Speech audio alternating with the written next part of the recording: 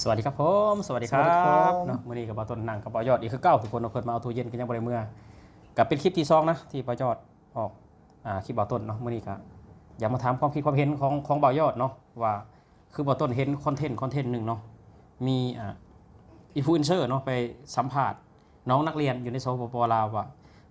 ถ้าเลือกภาษา2ภาษาระหว่างภาษาอังกฤษกับภาษาจีนเพิ่นจะเลือกเรียนภาษาหยังเพิ่นว่าอยากเรียนภาษาจีนเนาะเป็นครับและผู้อินฟลูเอนเซอร์เพิ่นถามอีกว่าเป็นยังคืออยากเรียนภาษาจีนคืออยากได้ผัวจีนเนาะคืออยากได้ผัวจีนทุกคนอยากได้ผัวจีน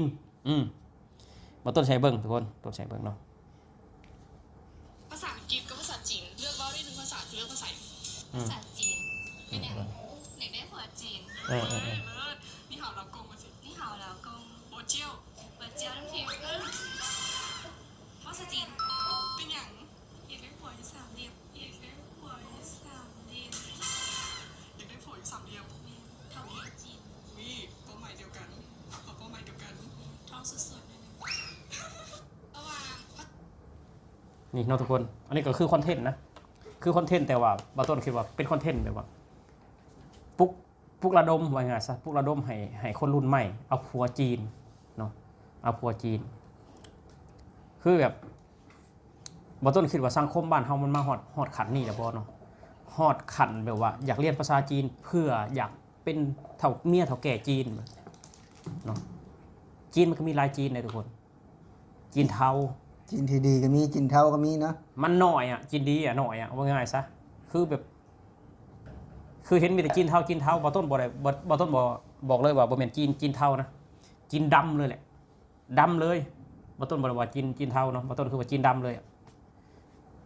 เนาะแบบเฮ็ดพฤติกรรมยังหลายๆอย่างแต่ว่า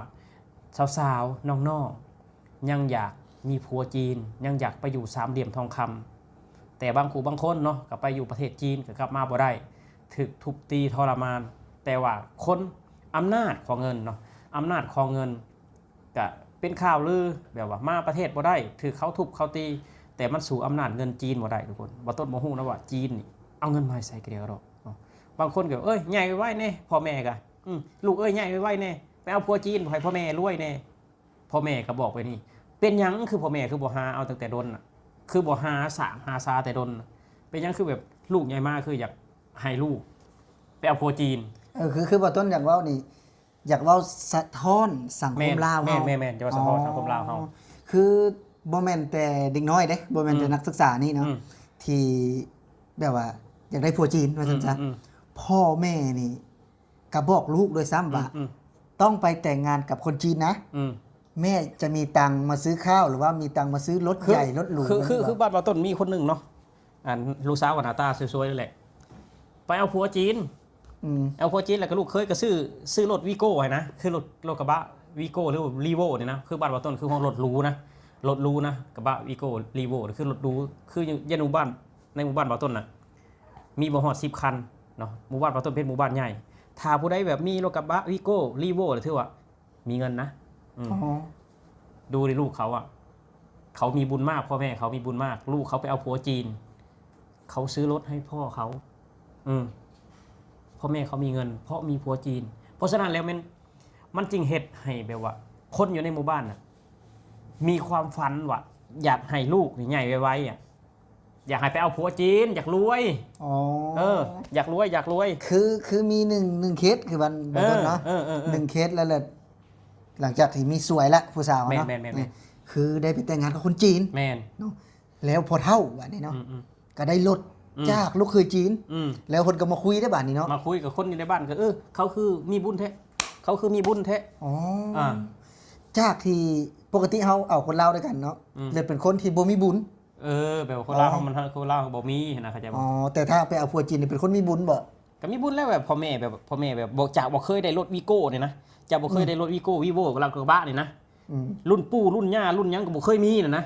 แต่รุ่นลูกสาวขึ้นมาลูกสาวสวยเลยก็ไปเป็นแต่งบ่ได้แต่งงานดอกไปอยู่กับคนจีนซื่อๆนี่นะบ่ได้จดทะเบียนสมรสกันบ่ได้จด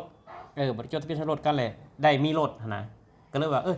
เขาคือบุญแท้ลูกสาวเขาผู้เดียวเขาก็หาเงินให้พ่อให้แม่เขาได้มีผัวเฒ่าแก่จีนฮะเพราะเป็นเหตุนี้ จึงให้เด็กน้อยเนาะหรือว่าวัยรุ่นลาว เออ นี่นะเนาะ เออ ถือว่าเป็นรุ่นหนุ่มสาวลาวนี่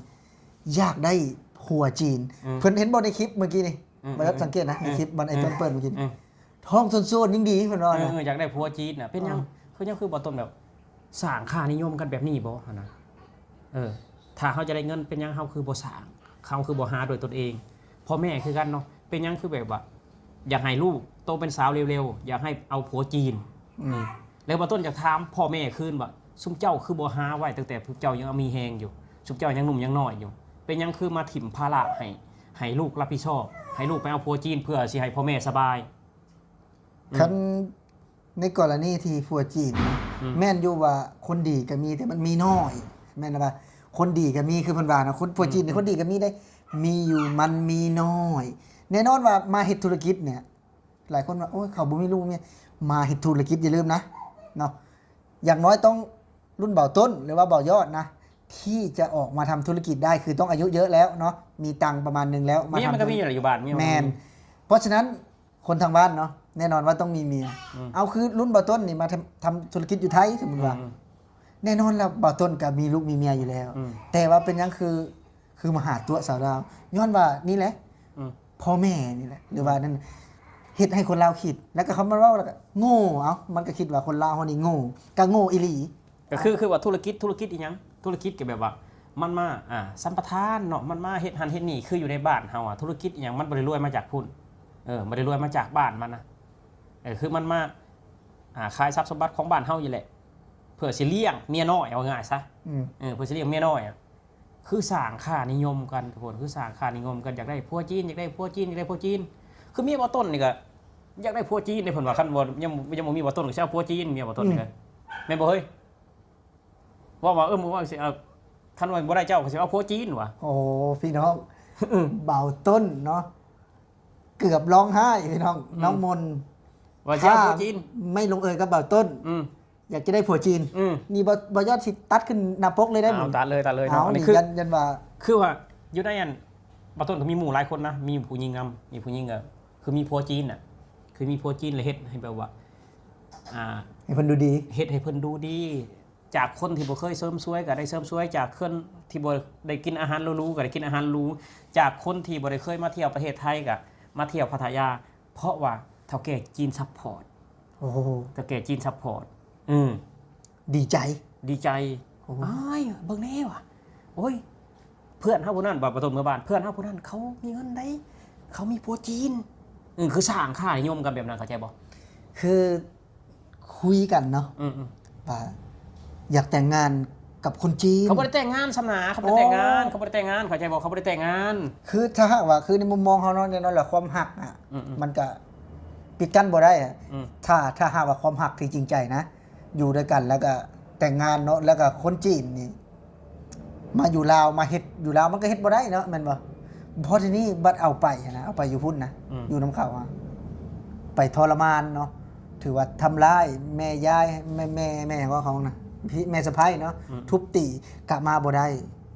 คือจังอยู่นี่เพิ่นก็แค่เฮาดีเด้อยู่นี่เนาะเพราะว่าคืออยากให้พ่อแม่ค่ะตายใจคือคนลาวเฮาผู้เฒ่าบ้านเฮาก็คืออยากได้เงินอยู่แล้วอยากได้เงินอยู่แล้วพอเห็นหน้าเงินเนาะมันก็จะบอกโอ้มันดีได้เนาะบักจีนผู้นี้มันดีได้มันเอาเงินมาให้ค่อยนี่ถือว่าเอาเงินมาให้แล้วดีแล้วนะดี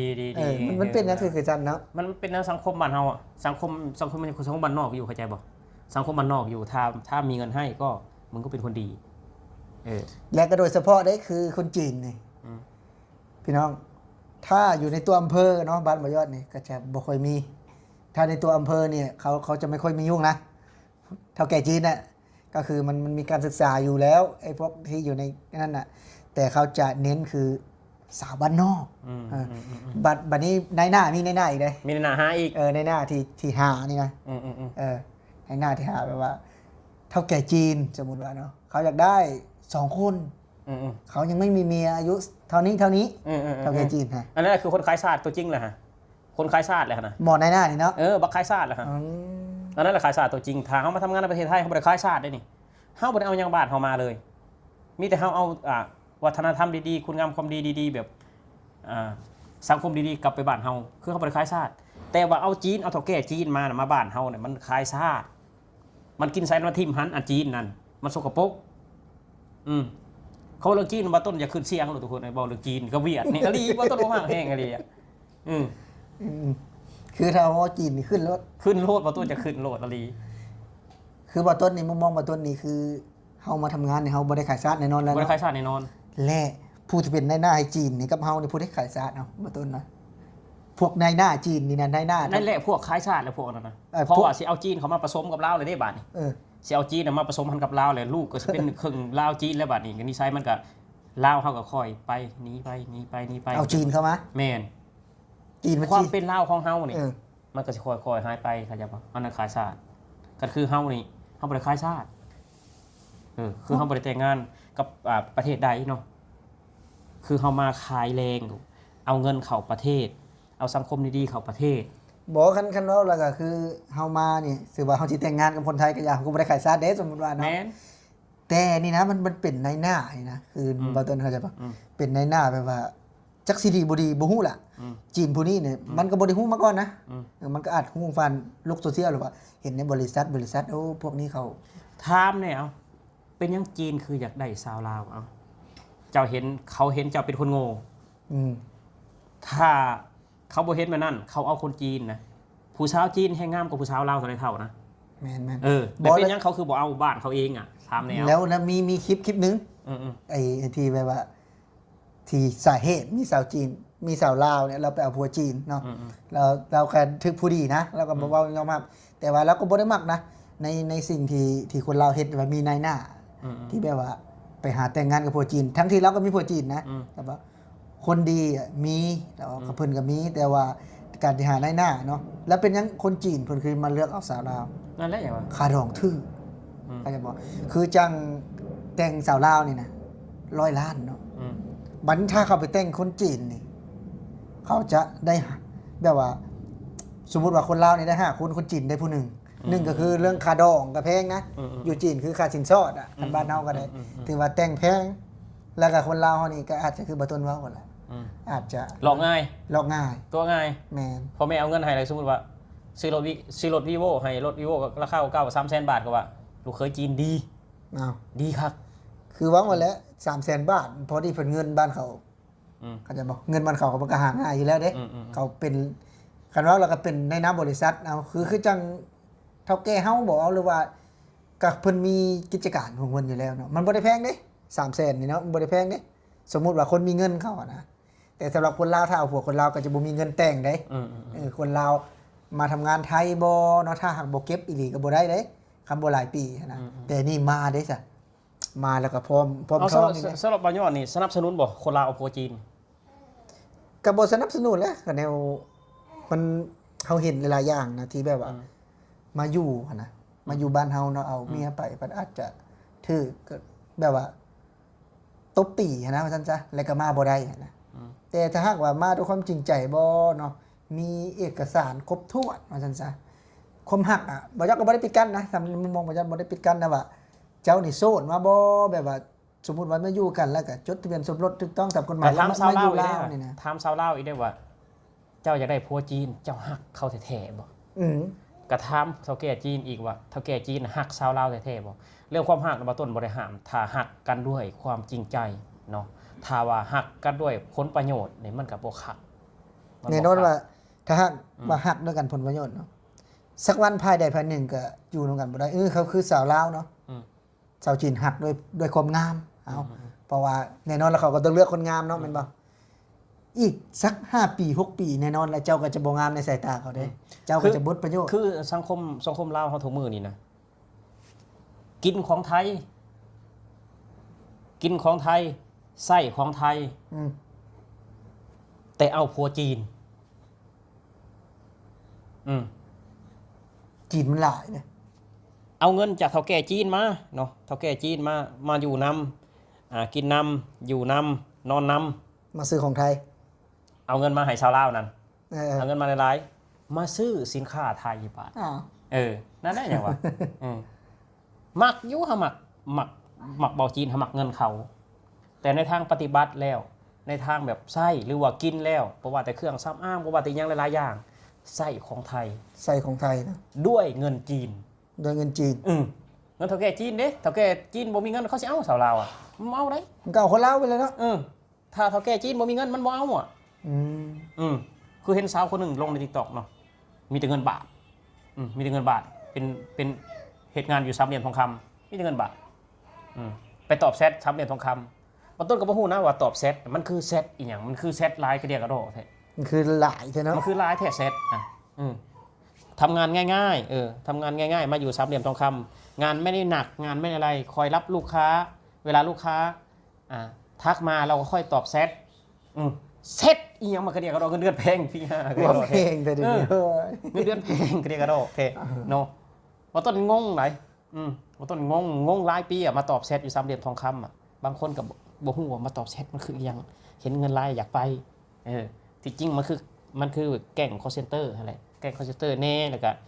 อาจสิไปนวดไปยั้งแน่นะอยู่มันลายนะอยู่ นวดกระปูป่ะ แม่นะเอาเนาะทุกคนสำหรับคลิปนี้มาต้นก็อยากว่าโอเคคนนี้แหละมาต้นแบบอยากขึ้นเสียงก็บอกเรื่องจีนเรื่องยังนี่จะเป็นอีหยังกับจีนกับเวียดเนี่ยมาต้นอยากขึ้นเสียงเนาะสำหรับคลิปนี้ก็ขอบคุณ FC ทุกคนเนาะขอมาขอบใจบ่าวยอดเนาะทีมนั่งพูดคุยแลกเปลี่ยนความคิดเห็นเรื่องสาวจีนอยากได้ผัวเรื่องสาวลาวอยากได้ผัวจีน มั่วแล้วเนาะสำหรับคลิปนี้เนาะพอเขาสองคนกับสีลำลาพาจากพี่จากน้องไปแล้วสวัสดีครับผม สวัสดีครับผมสวัสดีครับ